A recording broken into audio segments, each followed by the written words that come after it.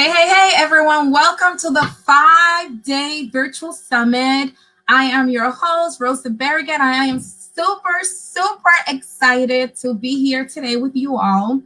So today on day one, we are going to have an amazing lady. And let me just pull her picture up just so you can see who I am speaking about. So yes, this is Lovern. So we're going to get started real quick. Like we said, we're going to start on time. So let me tell you a little bit about Lovern. So Lovern is the founder and the president of Love Life Now Foundation, which promotes year-round awareness against domestic violence. Lovern started this initiative to help bridge the gap between shelters and the communities that they serve. She was born and raised in the island of Trinidad. When she was 15, she became the 2010 winner of not one, but two back-to-back USA beauty pageants, where she used the two titles as a platform to increase awareness on the issue of domestic violence. Then the following year, Love Life Now was formed. So since then, Lovern has spammed awareness in multiple cities by hosting events year-round that have in turn raised thousands and thousands of dollars to benefit shelters in various cities across the world. Shelters that provide services and emergency housing for victims and survivors of domestic violence. Love Life Now also founded Love Life Magazine, an online quarterly publication centered on shining the spotlight around all aspects and behind the scenes work on the issue. Lovern shares her personal story with abuse as a 15-year-old child witness to it in Trinidad and an adult survivor of abuse after a 2-year abusive relationship in the United States. So to anyone that will listen, Lovern will speak about domestic violence all the time. So believing the more you all talk about, this is Lovern's motto, right? She believes that the more that we talk about the issue publicly, the better a victim has a chance of seeking help. She conducts educational domestic violence workshops, like the one we're going to do here today. She does them in high school, college, campuses, church, at job sites, you name it, she's there. Her reach continues to spreading in numerous television shows such as CBS This Morning, NBC's This is New England, CBS Central, and the Bay State Banner, just to name a few. She's been in radio interviews, including Women's Wellness Podcast, 97.7 FM, and The Beat of Boston. She's been featured at the Huffington Post magazine. She's been featured in an amazing book called She Wins. You can find that on Amazon. It's an amazing book. And at the Boston Businesswoman, just to name a few of her achievements, right? Because there's so much to talk about Lovern that we can't just possibly talk about in one slide. So help me welcome Lovern. Hi, guys. Hi, Good morning. Did I get everything right? Afternoon. Yeah, I think you got everything, except that I did not win the pageant when I was 15. I was actually, it was back in 2010 that I won the first title and then went on to win the nationals that same year. So, but everything else, all good. And like you said, we can talk about this issue for the entire day and we wouldn't get through all the work that needs to be done. So thank you for having me. Thank you. So let me see. There's a comment here. Someone said hi, Chantel. Hi. So Lovern, do you want to get started? Yes, I do. So as Rosa mentioned, yes, so as Rosa mentioned, so we're going to go straight into this because we have about 30 minutes and there's a lot to unpack. We won't be able to unpack everything, but we will certainly try to get to the root of this issue, which is domestic violence and the awareness around it. So Rosa mentioned, I am the president of an organization called Love Life Now, and we eat, sleep, and breathe awareness. If they want to go to the first slide, it will show who we are and what we do. I think we're jumping around a little bit, but we're getting to that slide. Going to move forward here. Yep. And this is the right. So we eat, sleep, and breathe awareness, right? That's all we do. If you go to the next slide, that's us. That's our board of directors, Rose, Antonio, Ebony, and myself. Next, we're going to go to the next slide and talk about just a very quick about the initiatives that we do, which is throughout the year. And this is just some of them. So a heal-a-thon, people walk in heels to raise awareness. We do a bedding drive that asks people to donate new twin sheets and pillows. We meet the homeless where they're at, which is in the third slide. And then the fourth slide shows all men, asking more men to speak out on the issue of domestic violence. So real quick, what is domestic violence? A lot of the times you hear this term DV. What is DV, right? Domestic violence, coined by the CDC, or as translated by the CDC, is the willful, and I underlined willful because it is the intentional act that someone does of intimidation, physical assault, sexual assault, and or abusive behavior as part of a systematic pattern. And again, the word pattern here is very relevant because it's something that once they've done it to you, it isn't something that they've just decided to do and won't do again. It will happen again. It's a pattern of behavior that exudes power and control, which is the heart of what domestic violence is. Power and control perpetrated by one intimate partner against another. And that does not only just mean boyfriends, right? It could be a parent, it can be a friend, anybody that you have an intimate relationship can be an abuser to you. It includes physical violence, sexual violence, psychological violence, and emotional abuse. A lot of the time when people hear the word domestic violence, they tend to think about the physical aspects, not realizing that there are all these areas of power and control that someone can exude over you. So we're going to jump to the next slide, which is the power and control wheel. And it's a little bit small here because we're not live and we're not on a big screen, but I'll point out some of the things that sort of encompass or go around the power and control wheel, the ways that someone can exude power and control over you. They can do so by, in the red box, using intimidation, right? Making threats to you and or the people around you. They can use in the orange box, using emotional abuse. And as we know, too often when emotional abuse is exuded over someone, they tend to think, well, okay, I didn't get hit, so that didn't constitute abuse. And it certainly is. Belittling you, making you feel like you're less than, telling you that you'll never be anything without them. The constant breaking down of someone's character, being, is emotional abuse. Using isolation as the blue box, right? So for me as a survivor, that was a big part of the abuse that I encountered, was being isolated from family and friends. In the beginning, when I was told over and over that you'll never be anything without me, they don't understand our love, it's better for you not to talk to them about it, because what would happen is that essentially I would be told I'm sorry, that things would get better, the honeymoon phase, right? Things are great, apologies come, flowers come, gifts come, explanation comes as to why it happened, and then things are great for a certain period of time, and then you build back up to that next abusive encounter, right? So there's tension. You wonder what you did to make them so upset. And I say them because it can happen between man or woman, right? Abuse doesn't just constitute coming from a man. Unfortunately, 90% of the time, men are looked upon as the perpetrators. So you tend to hear a lot more about abuse against women coming from a man. So using isolation was a big part for me. Denying, minimizing, and blaming. A lot of the times in these types of relationships, victims will be told that it was your fault. You made me do this. If you had done this, this would not have happened. Well, it wasn't that bad. I just, I pushed you a little bit, and it wasn't, as crazy. It was what your mom went through or your auntie went through, and blaming you. You are the root cause of why this is happening. So in that psyche, you begin to believe that what you just did is the cause of it. And if you do better, then things will be better going forward, when it never is. All right. In the red, we have using children.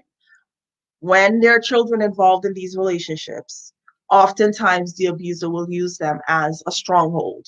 They will threaten the kids. They will say, if you leave, I will keep the kids.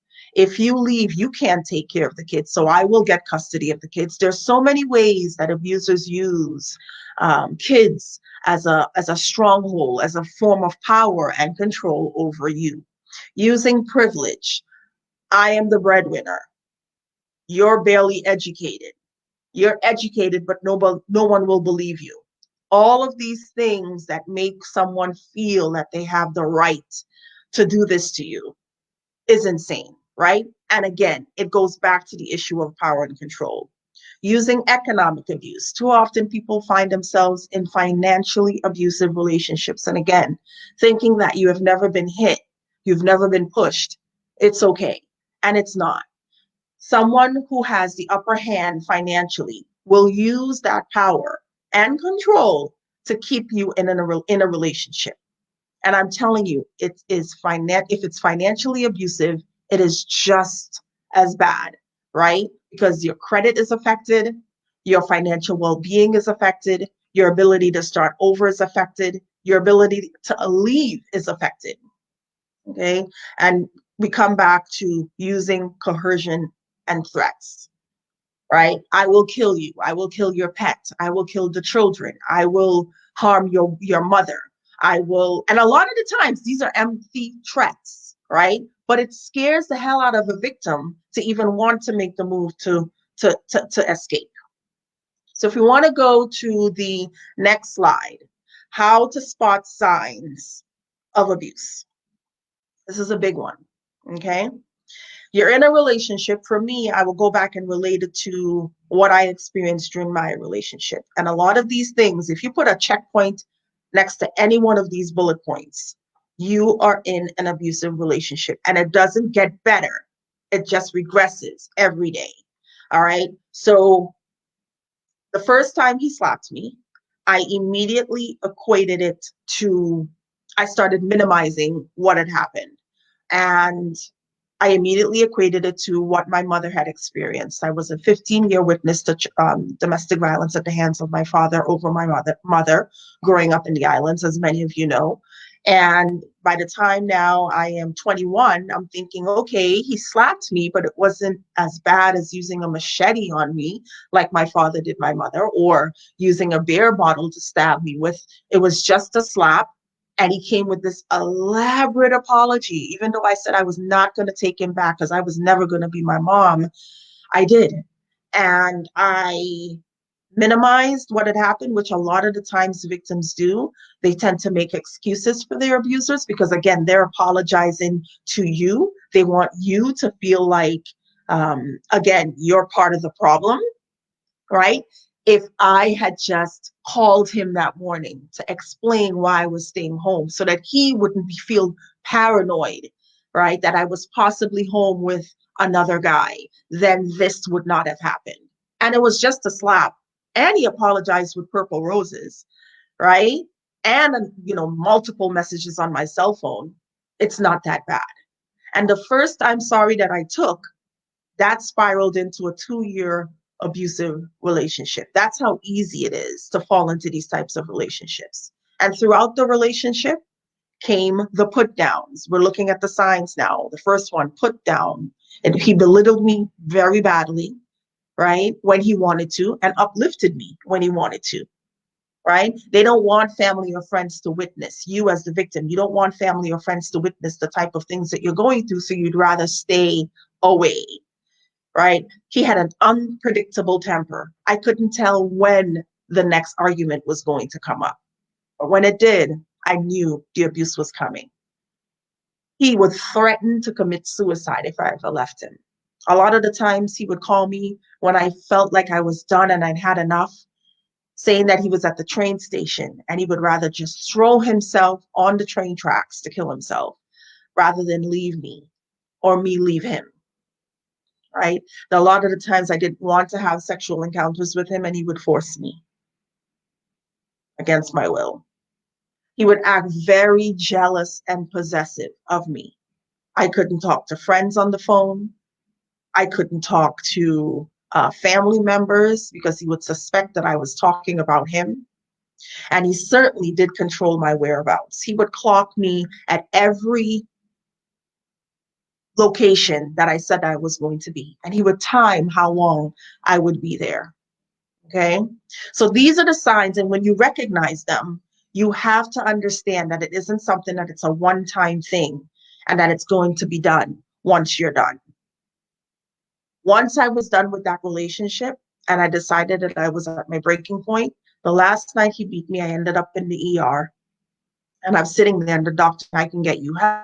And help was completely scary to me because I, at that time, had done everything to not let anybody know that I was involved in this type of thing.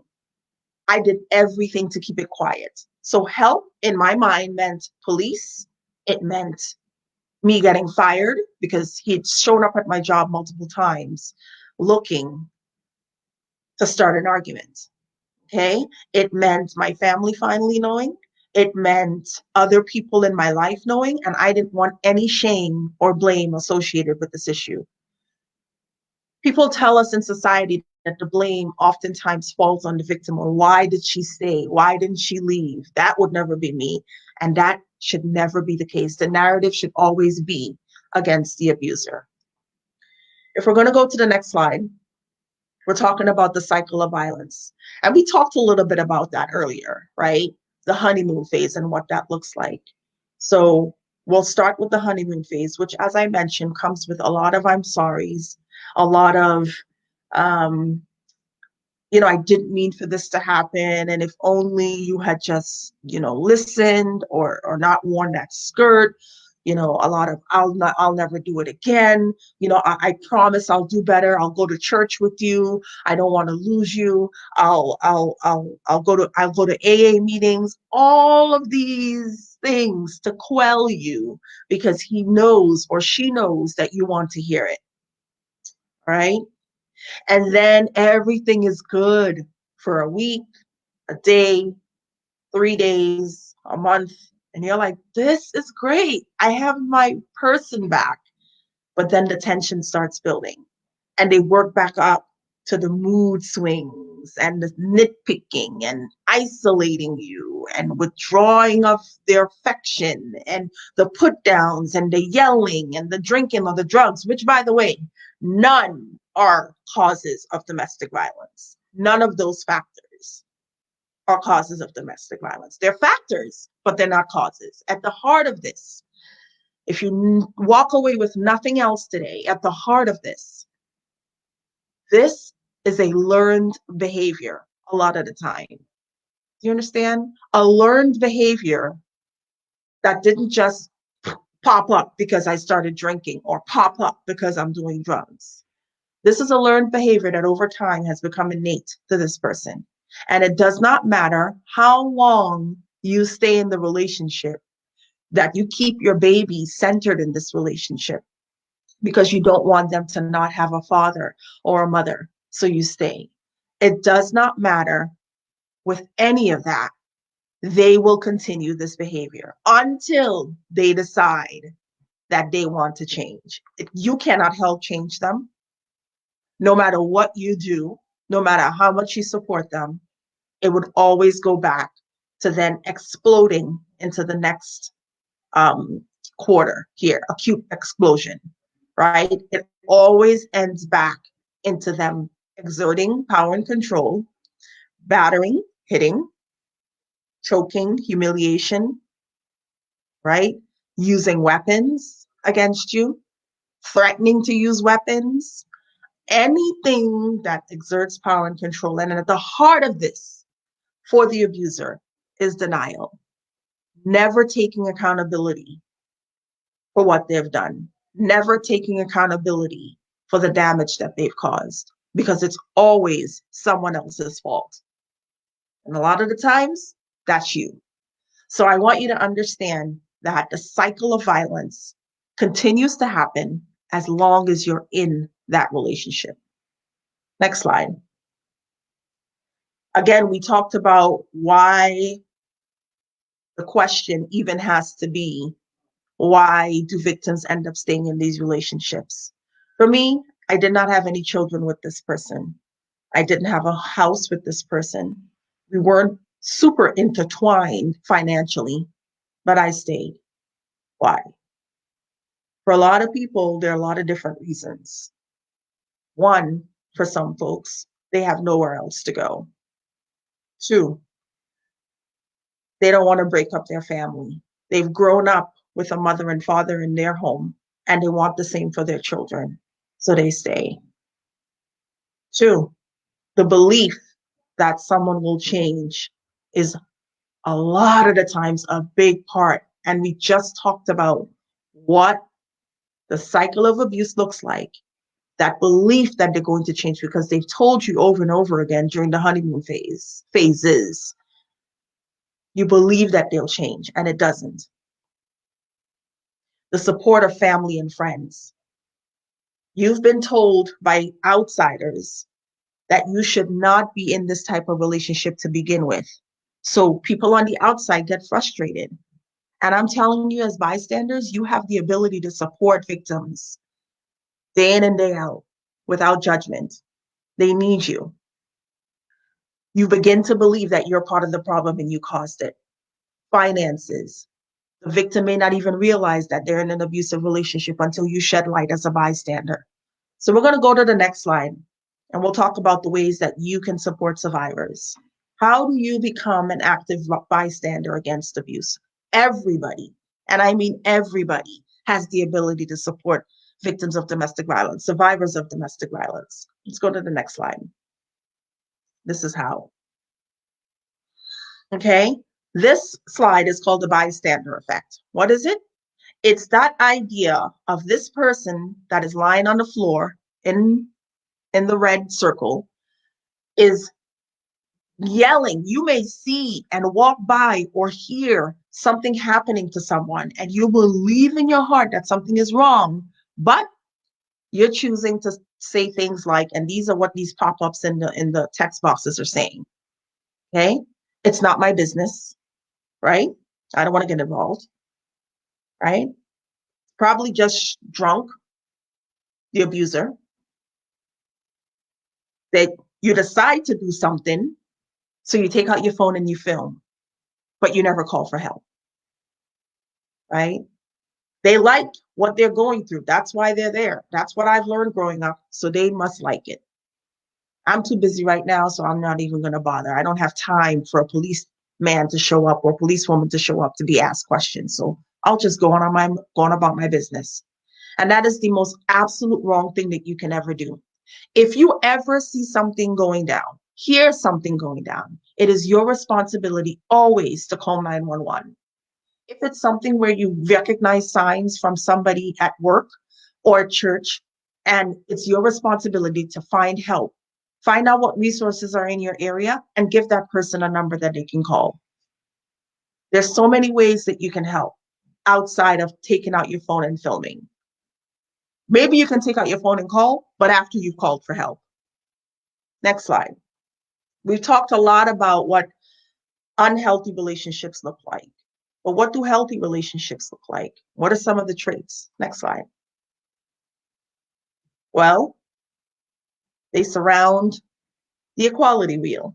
And I love this wheel because even though, and I'll say this, while I am married and in a healthy relationship currently, right? And forever, God's willing going forward. Every day is not made out of roses. Every day is not going to be perfect, and every day is not going to come without maybe some struggle.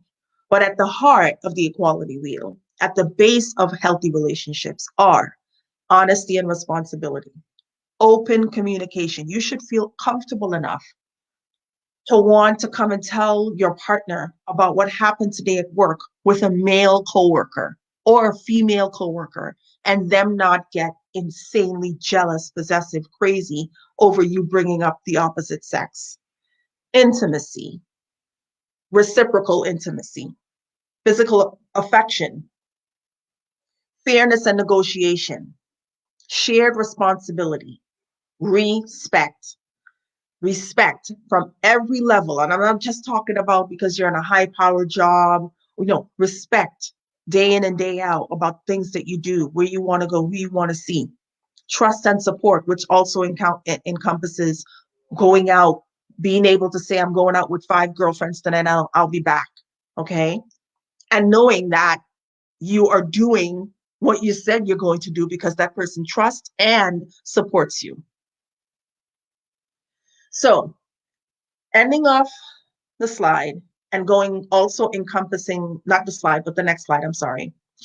Ending off the presentation, I want to talk about how you, again, can support victims. If you come into contact with somebody that says they're in an abusive relationship and you don't know what to begin to do, how to begin to help them, these are just some of the things that you can be sort of adviseful with, right? So when someone comes to you, let them be without judgment, right? Allow them to cry if they get to that point. Allow them to cry 50,000 times if they have to, right? Because they're getting the weight off their shoulders when they do. Um, Encourage them to write in a journal. A lot of the times when people think, oh, well, it's not as bad, and I do feel like I need to leave, but I'm not sure. Have them write it out. Tell them, write down their days and what it looks like. And sometimes things have to jump off paper for it to make sense to people. Encourage folks to get enough sleep. I pray a lot, but it's not the end all. It's my personal favorite when I want to talk to someone. I go to God first, right? Make time away from their phone, right? To self-reflect. Read inspirational quotes daily. The slide continues on with staying in contact with people in their lives. It's important to, if you're in a relationship, yes, it's great. The honeymoon phase, things are great. Yeah. But still make a concerted effort to stay in contact with folks. So next slide, where to get help. We talked a lot about when you're in a relationship, how hard it is to get out. Right now with the coronavirus, it is insanely a scary time for victims because they do not feel that they're stuck in the house with their abuser, quarantined with their abuser, and they do not feel like they have anywhere to go. So the National Domestic Violence Hotline does have the ability for you to chat rather than pick up the phone and call. You can call and chat to find out what the nearest domestic violence agency is in your area. You can also do that for someone that you may know. And we as well, Love Life Now Foundation, next slide, is also have the ability for you to chat with us. So you can text to find out what the resources are in your area, or if you just need to talk and unpack some things. I actually have a call today with a victim who is in an emotionally abusive relationship. And we're going to be texting today. That's how easy it is. I know it's hard, but for you to just make that step to decide that you're done and you're over is the biggest thing that you can do and the best thing that you can do. So thank you, Rosa, for having me. I know we went a little bit over time. You can reach us at lovelifenow.org, as you saw on the screen, www.lovelifenow.org. And you can also find resources on our page as well, or text us.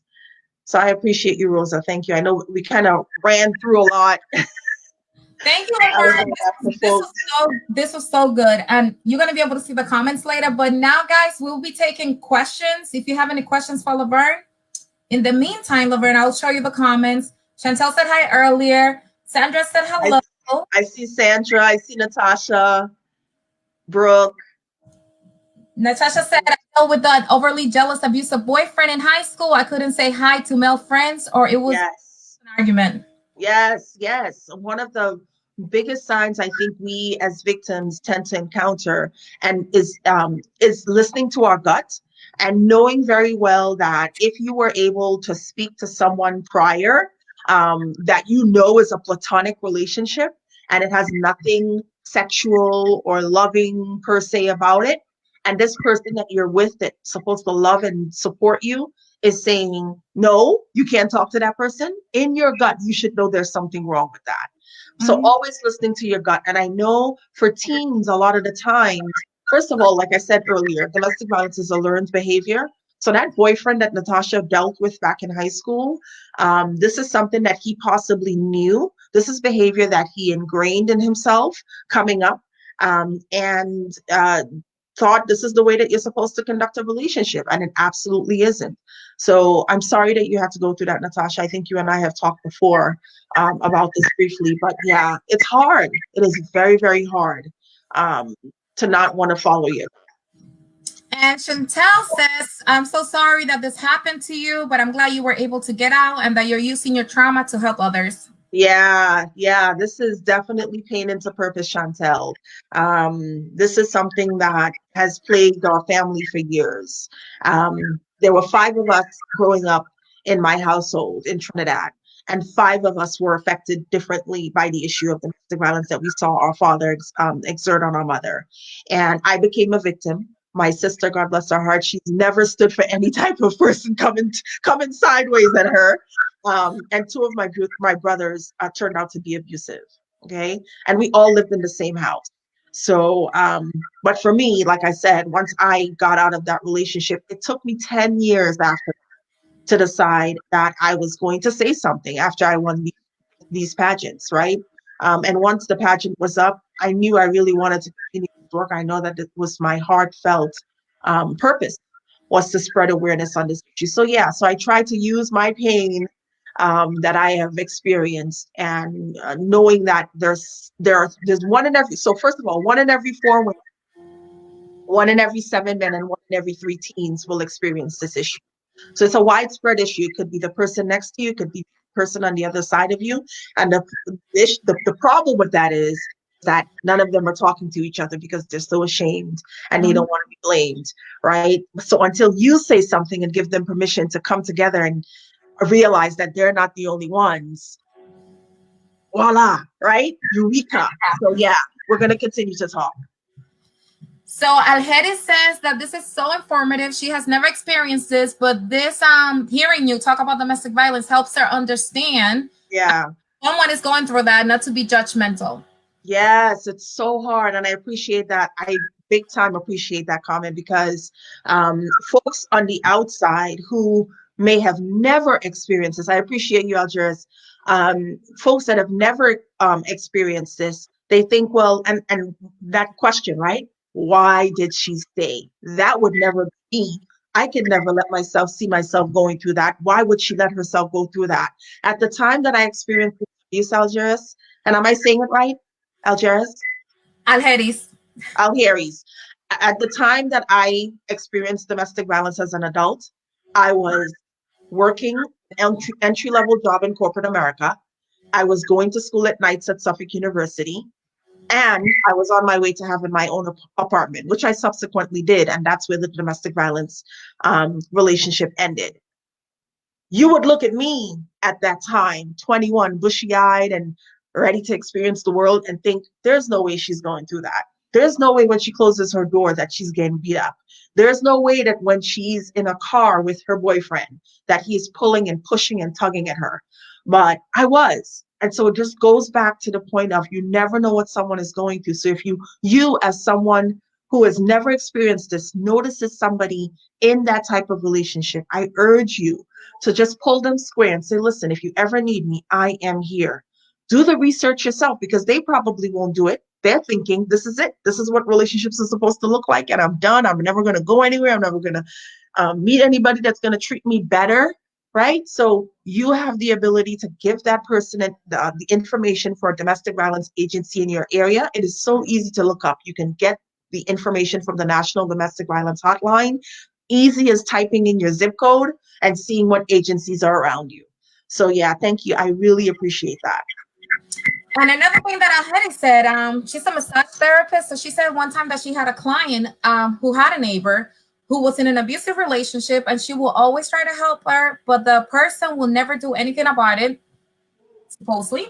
Yeah. Always try to, let me see.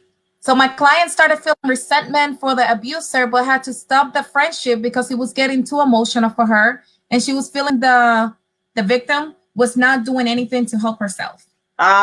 Again, very frustrating. And I hear that a lot of times. Folks get very frustrated from the outside looking in because you have told this person time and time again, this is wrong. You know it's wrong, but they are in this relationship being told day in and day out that they are nothing. That if you tell anybody, you're going to die. If you tell anybody, I'm going to kill your dog. If you tell anybody, guess what? I'm going to pull the financial needs up from under you. Your neighbor was your neighbor, right? Your neighbor had no idea what essentially was being told to this victim, or what's been, she's been brainwashed to think day in and day out. So it's frustrating for us on the outside looking in, but it's always our responsibility to never give up. Keep finding that number. Keep giving them that number. Keep, not badgering them per se, or telling them, girl, you should leave. I wouldn't be here, but offering solutions, right? For her, the client, she might have heard from your neighbor, girl, you better leave, but leave and go where? How does that help me? I don't know if if the client had kids. Okay, you want me to leave, you want me to come stay with you, but how long are you going to put me and myself and my kids up for? Okay. If I leave, how am I going to get to work? Because he takes me to work every day. If I leave, he's going to probably find me because he's told me that over and over again. So you see what I'm saying? There's so many reasons why she probably decided to stay, or mentally she's in this fog. And I can tell you from firsthand experience that when you're in this type of relationship, you are mentally bogged down. You've heard from this person over and over again that you are nothing. Right? I can't say that enough. You've mentally been taught that this is it. So for someone else to come and tell me, no, that's not what it is, when all I've heard from this other side that this is where it's at, there's no way. There's no way I'm going to leave. There's no way. There's absolutely no way. Thank you. And one more before we let you go. We don't want to let you go, Lovern. Good. Sandra says, how can I help a friend that's going through domestic violence? After so many years, I'm tired and frustrated with her. And I believe that friend only speaks Spanish. So a lot of domestic violence agencies have interpreters. They have people that speak bilingual languages or multiple languages. So you can figure out what the domestic violence agent is in your area. You can do that by going to 1-800-799-SAFE. And again, you doing some of the legwork for this victim. Because again, a lot of the times they probably will not even pick up the phone to seek help because they're so thinking that this is it. So picking up the phone or going online and seeing what the DV agency is in your area, and then calling that agency and saying, look, what is going to happen when my friend calls? Is there anybody there that speaks Spanish? Is there anybody there that can relate to her and help her? And if they can help, I'm 99% positive they will point you in the direction that where someone can. So pick up the phone, figure out where you can get help. If she decides that she needs somebody to go with her, be that support, right? Have her know that if she has to take time off of work to go and file a restraining order or have an appointment, her employer is mandated by law to give her time to go deal with this issue. Right. And it's up to the employer's discretion, but a lot of the times this leave or this time is paid. It's called the Domestic Violence Leave Act. Awesome. Lovern. So we're going to say goodbye to Lovern. Thank you, Lovern. If you have any info, how can people follow you, or if they need follow-up questions or if they want more information, get your magazine, how can they do that? They can go on lovelifenow.org. And all my information, all the contact information for me is there. There is an 888 number, but it rings directly to me.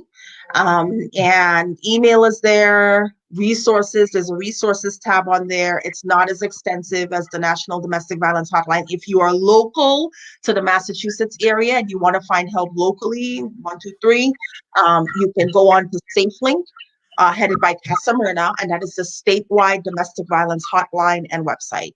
So go on to SafeLink, call SafeLink. They have access to all the domestic violence agencies here and bed space in Massachusetts. And so you can do that. But also feel free to call me. I'm here to talk. I'm here to chat. You can text that number that's on our website. You can call that number on your website. Again, due to the coronavirus pandemic, it's a very scary time for victims because they're, again, quarantined with their abuser. So giving that information to people that may need it, checking on your neighbor. Please be a good bystander, good neighbor. Check on your neighbor.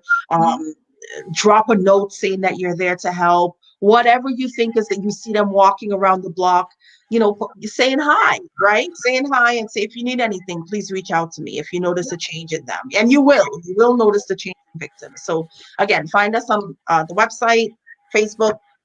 And I will post a link to her website when the live is done. Are you on Facebook and Instagram where people can follow you? Love Life Now? Yes. If you go on our website under the contact us page, or even at the bottom of our homepage, you can find all our links there, lovelifenow.org. LOVELIFENOW.org. Thank you, Lovern. This is beautiful. Thank you, Lovern. I appreciate you, Rosa. You guys can watch the replay. It'll be up for the whole week if you missed it. Thank you, Lovern. So I'm gonna get you out of the live while I forgot to introduce myself at the beginning, but I'll get you. Introduce yourself. I know you have to go, so I'll just get you out of the live. Thank you. So, guys, I am Rosa Barrigan. I am going to be your host for the entire week. I appreciate each and every one of you that made a comment, asked questions, show your support with Lovern. We totally appreciate it. To me, this is an amazing topic. And I say amazing not because of the content, but because I'm a survivor of domestic violence. When I was maybe 16, 17 years old, I had an abusive boyfriend. So to me, ever since then, that I was able to get the courage to leave the relationship, I have been an advocate for domestic violence, raising awareness, especially with teens. Because at that time I was a teen, I didn't know any better. So I thought that was love. That's how it's supposed to be. So I got connected to Lovern through her Heal-a-thon.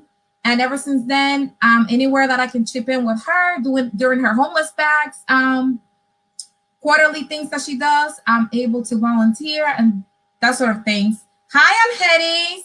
So guys, I am again Rosa Barrigan, your online business coach, and I help aspiring and new virtual assistant create, launch, and grow their online business from scratch.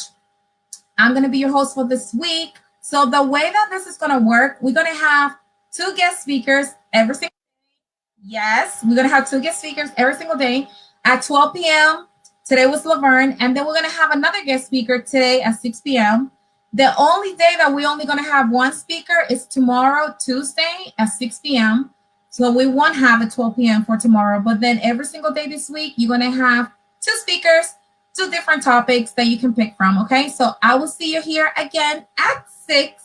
And if you have questions for Lovern or for me about the topic, you can send us a message. I'm going to put her website link at the bottom of the slide so you can reach out to her if you have follow-up questions, if you want more resources. Like Sandra said, I'm here. She wanted some resources for a friend of hers that speaks Spanish only. So in that link, Sandra, there's going to be a number that you can call where people can chat with the person in Spanish when she's ready. Okay, so I'll see you guys at 6 p.m. Put a reminder, guys. Talk to you soon.